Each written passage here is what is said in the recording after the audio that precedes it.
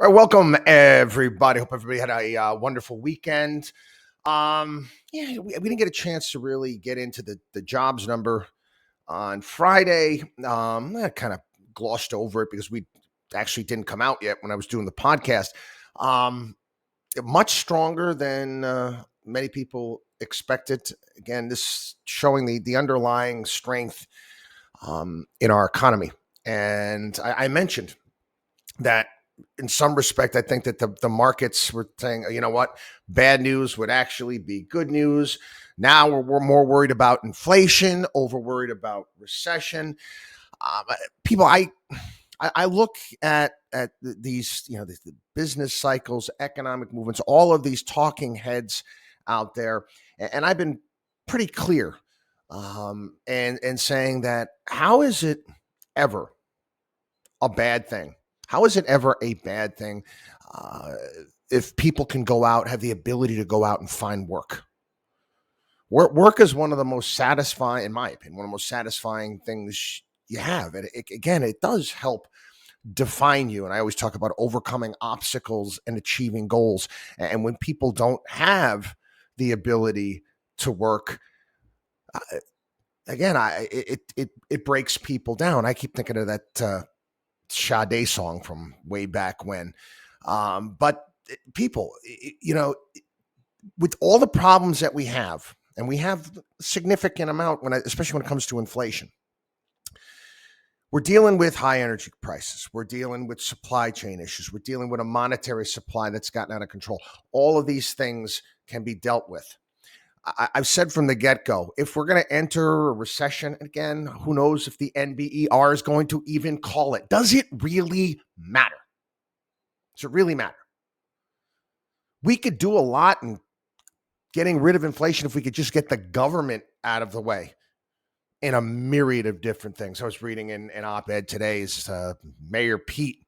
Mayor Pete must not be paying attention to the Supreme Court and some of the more recent Supreme Court decisions about the administrative state and overreach. And he now wants to regulate CO2 emissions on highways.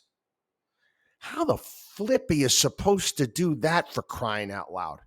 You're going to have CO2 monitors on high. I mean, does that make any sense at all? No, it doesn't. But again, it's more of a burden. There's another story reading. California is by 2030, I think that they said that they wanted to have 80% plus, exact number. I'll get it for you. At least that amount of their fleet of cars from Uber, Lyft, so on and so forth have to be EVs. Not making this up. By 2030, you're gonna EVs aren't cheap. They're not cheap. And again, they're not employees. You gotta understand something. You work for Lyft, you're not technically an employee. Yet you're going to have to tell them the type of car they're going to have to buy. They're not going to be able to afford it. You're going to have to subsidize it. So what does California do? They're going to raise their taxes again, make over $2 million a year, another 1.5%. I think at that point in time would put it above the rate if you live in New York City. I think 15% would be the top rate there in California. Again, more regulations, more problems, more difficulties. And come on, who wouldn't want? If you're a Lyft driver, you might want to get an EV. You plug it in, it's cheaper. You can make money off it. But again, you got to get the prices have got to come down from these things. And whenever you subsidize something, the exact opposite happens. The exact opposite happens. And I always talk about this in terms of coffee. I know we're getting to a bit of off track into a bit of an economics lesson here. If some idiot politician says, "Oh, gee whiz, Starbucks coffee is too expensive. It's too expensive. We're going to have to step in. We're going to have to subsidize it." And they say that the government's going to chip in $2 of every cup of coffee you get from Starbucks. What's Starbucks going to do? Just going to raise their price by $2. You were paying it before.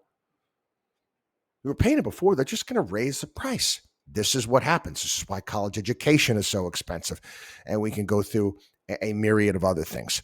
But anyway, I've never ever in all my years believed that the way that you fix an economy and fix inflation is putting people out of work. And I'm sick and tired. Sick and tired of seeing these economists from this firm, that firm, these so-called experts saying, yeah, we need to have the unemployment rate tick up. No, we don't. We don't have to have the unemployment rate tick up. What we need to have happen is we need to, again, decrease the money supply, deal with some of these other issues. Inflation will take care of itself. Anyway. It's been a lot of, I have to say, I told you so moments, a lot of columns I've been reading as of late and big publications kind of echoing things that we've been saying here for some time. There's one here, Jason Zweig. He's one of the personal finance columnists over at the Wall Street Journal, and he's talking about what smart investors do in bear markets. And he talks about, and basically echoing what we say here on the program, don't worry about things that you don't have any control over. It's an exercise in futility. And that's not just with investing. That's just a lesson in life. Talking about some of the myths. He mentions this too. I've brought this up here on the podcast and on the radio show. This idea out there, and they keep saying it and again and again and again and again and again. It's not true. This myth that retail investors have to capitulate. Oh, you know the market hits bottom when retail investors capitulate. They give up on stocks in some crescendo. That's not what happened in 1932, 1974, 1982, or 2002. Sometimes bear markets end in a selling frenzy, but more often than not, meh. Zweig describes it as an indifferent stupor. Meh. The other thing is, we got to get, this was going on for a while. Fear needs to spike. We need to see the VIX way up. We got to have that fear gauge. Many professionals contend that the volatility index is too low. The record highs that were back in October 2008. But even after that, stocks still went down another 20%. When markets are trying to reprice their expectations of the future, they only nibble away at that truth. No single indicator like the VIX can capture the moment when those expectations are about to shift. Another one out there, they're saying stocks have to get a lot cheaper. Many investors believe bear markets end only after formerly overvalued stocks finally become bargains again. Well, not always the case. March of 2009, stocks traded at more than 13 times their longer-term earnings adjusted for inflation. That was only about 20% cheaper than the average all the way back to 1881. But they did go up 15% annually over the next 10 years. What is Zweig trying? Zweig is making the same point in his column that we make again and again and again. You don't know. And they fill the television screen with all of these experts, all of these people out there that don't know. They have no idea. They're just guessing. They read something at one point in time, it sounded interesting to them, and they automatically assume that to be the case. It's not. It's not. I can see my frustration is starting to grow with a lot of this stuff. It is. It's frustrating. We've been doing this for a long time, and you're trying to get across to people, the right way of doing things, the wrong way of doing things. And again, I compare myself to Sisyphus, push that rock top of the hill and have it roll down again and again and again. It's the reality. It's reality. People do dumb stuff. You cannot control markets. Nobody knows what's going to happen tomorrow. When these guys you see on TV and they're talking about what they're doing, how do you know they're being honest with you? I mean, one of the last big examples, it made me sick to my stomach. Bill Ackerman. Bill Ackerman is during the COVID. He comes on and basically says that the government needs to shut down the country because we're, in essence, it was apocalyptic. We're all going to die. He actually did this when it was middle of afternoon and the markets just collapsed. If you don't think that Bill Ackerman was positioned ahead of what he was going to say and had him move markets, of course. I mean, go to the movie Wall Street. You know, Blue Horseshoe loves Blue Star Airlines. You know, Gordon Gekko had his little inside thing. He could move markets. Oh, you can. You don't think that this is possible? It is. And this is what they do. And again, they're going to continue to do it. Okay. You're not in their camp. You're not capable of doing it. I know all the people thought that they were going to have that big little meme stock revolt thing not too long ago. That didn't work out, did it? Didn't work out. So, people, what you need to realize, again, build a portfolio, high quality, fundamentally sound companies, and you got to ride the stuff out. It is what it is. This week is, it's going to be I'd say a bit on the volatile side this week. I think we're going to continue to see volatility move forward. We're going to start seeing earnings come in. Some companies are going to be doing better than others. And there's going to be all sorts of people trying to, point to one company and say that this is the reason for the bottom, or someone else is going to say, well, this is the reason why it's not going to be the bottom. What do you care? What do you care? If, you've done your preparation properly, and you're positioned accordingly, does it really matter? No. Okay, so you got to tune out all that noise. We just got the inflation gauge is coming out this week. Looking into that, see whether or not inflation seems to be peaking here and there. I think in some areas, most certainly in the commodity front, it's almost kind of as plain as day.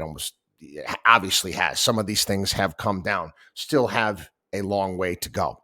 But anyway, moving on. Another great column today, Andy Kessler. I point to his columns often here on the show, and I always agree with Andy, but here, another echo chamber here. Another things we talked about here with this ESG investing bullshit. Bullshit is what it is. These are high-priced funds, and many of them almost mirror the S&P 500. And these firms charge people anywhere between 5 to 15 times as much to manage these things, and they underperform. What did we tell you here on the show? We told you this is one of the best gimmicks ever. They're charging you more for worse performance, and you're stupid enough to thank them because, I feel good about myself because I bought the women's leadership ETF. What the flip? Yeah, there is an actual ETF, a woman's leadership. I'm not making this up. The whole thing is a flipping racket. And all of you people that invested, they pulled Tesla out of the freaking ESG index for crying out loud. And Exxon's in it. Come on. But again, if you're just doing this to make yourself feel good, I guess you might be happy to pay more. But it's the whole thing. The whole thing is a great Wall Street scam. Great Wall Street scam. Here's a product. We're going to charge you 15 times as much as we normally would for an ETF. The performance is not going to be that great. And guess what? You're going to thank us for it. How dumb can people be? Again, I'm sorry. I'm letting my frustration show through here on a Monday. We talked about this last week. We talked about the Voyager bankruptcy and the cryptos here, and I actually did a little bit more reading on it. There's more stories out there, and they're talking to people. There's one here. I'm done with crypto, and Voyager bankruptcy rocks true believers, and they're talking to these people, and I feel bad. I do feel bad for them, but I'm just like, come on, man, what were you thinking? One guy here in the column here, he needed the money for a down payment on his house, and he put it into the Voyager and crypto, and another was a college student, took 15 grand that he had his parents had saved. He put it into the thing because he saw an advertisement at his college basketball game. Now he's got 1/3 of the money, but he can't even take it out. I try to make heads or tails out of this whole thing. I'm trying to read how it works and this blockchain here and locked up. And reminded me of my son Steven has taken a class this summer. He's taking Calc 2. It's not my bag. It's very, very. I'm looking at him doing this, and he's taking it online and the class, and he's doing this work, and it's just, I don't get it. It's the way above my my capacity. It is. I think math is awesome. Math is power. It's all good, but some people are just better at it than others. But anyway, it's taking Calc 2. I'm looking at it and how confusing it is, and I'm saying this crypto stuff is just as confusing. Except that math eventually adds up. Man, and that's, I think, part of the entire thing is they end up coming up with all sorts of word salad justifications, and it makes them sound smart, and then it convinces people that somehow this makes sense. You just made up your own money. That's all you did. You made up your own money. Oh, I know, and the blockchain is okay. Whatever. I mean, how about it? Back to, you know what? We're gonna talk real quick. Do quick politics right here. I don't know how much. I think that probably the mainstream media is going to have a difficult time covering this. I don't know if they all, including Fox and even some of the conservative stations, all got on a horn saying, "Hey, listen, we're going to have to tone this down, just out of national security concerns." But again, it's not like our adversaries don't see what's taking place, see what's happening. Joe Biden's doing some sort of presser that was on Friday. So I don't know. He did a Ron Burgundy. I mean, he was reading like the little footnotes, end line here, don't repeat line. He was actually reading those things while giving a speech. And I say Ron Burgundy. Do you remember Veronica Corningstone got Ron because she learned that Ron will read anything on the teleprompter. And at the end of the show, Ron Burgundy's sign off was "Stay classy, San Diego," and Veronica changed it to "Go F yourself, San Diego," and Ron lost his job. I don't know, and again, I'm still. I mean, the guy has a wife for crying. I mean, what are you doing? You're allowing something like this to take place. I mean, it's just. I mean, it's awful. It really is. It's just awful. Anyway, Europe, Ukraine, another story this morning. Guess building was hit, apartment building and hit, 15 people killed. Story, social peace is in great danger. Germany is quietly shutting down as energy crunch paralyzes economy.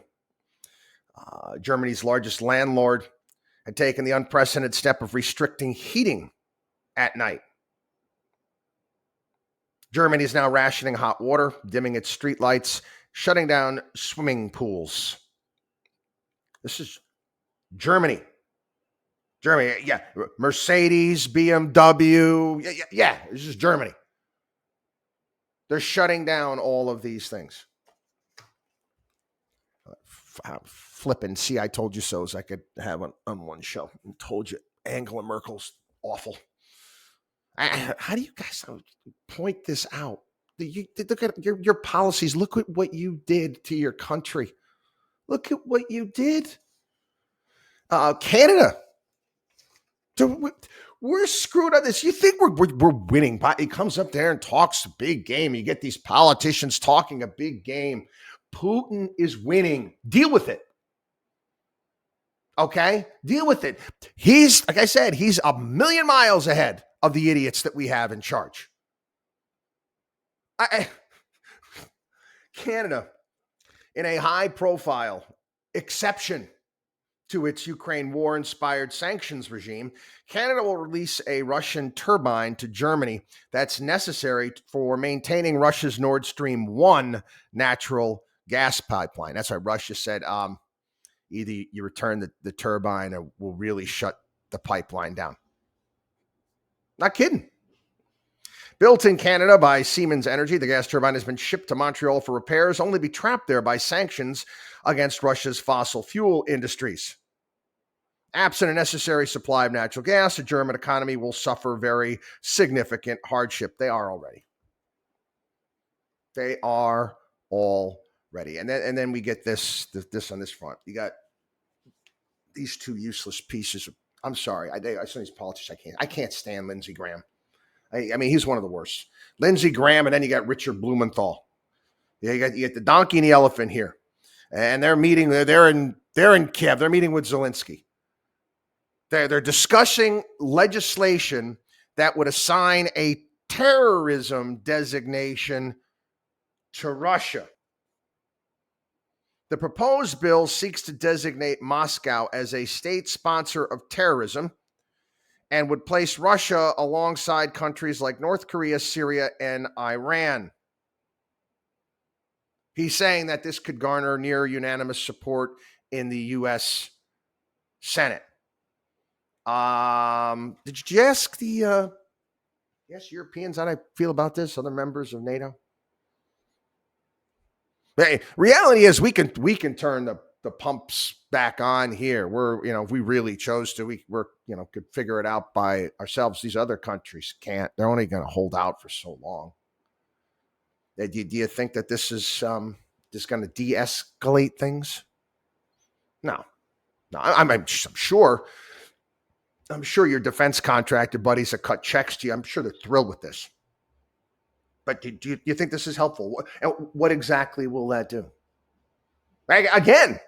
Again, Russia just said, hey, either you send us back our turbine or we're going to stop turning. You think that Europe's just going to shut down for your liberal world order? No, it's not. Biden again here puts out a tweet. I thought it was Putin's fault. He's changing course now.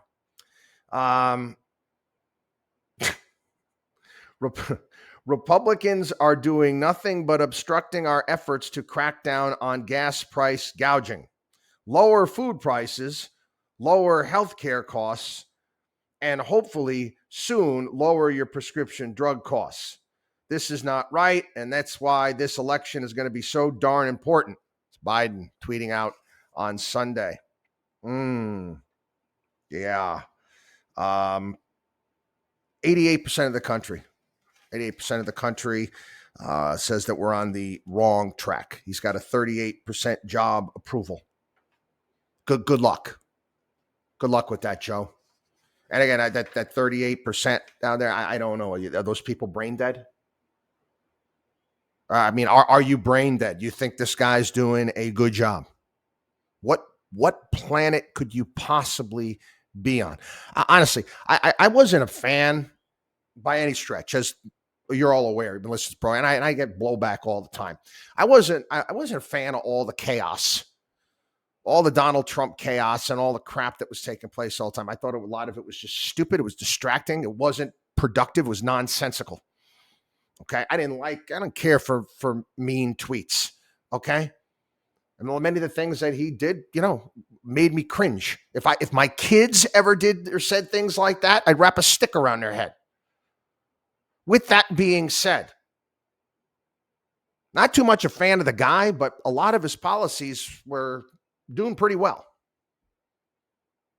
I didn't agree with all of his policies. I didn't.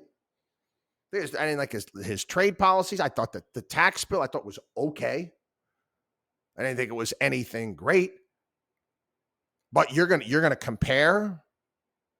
You're gonna compare now and then. There is no comparison. It's a joke. And here I found that column.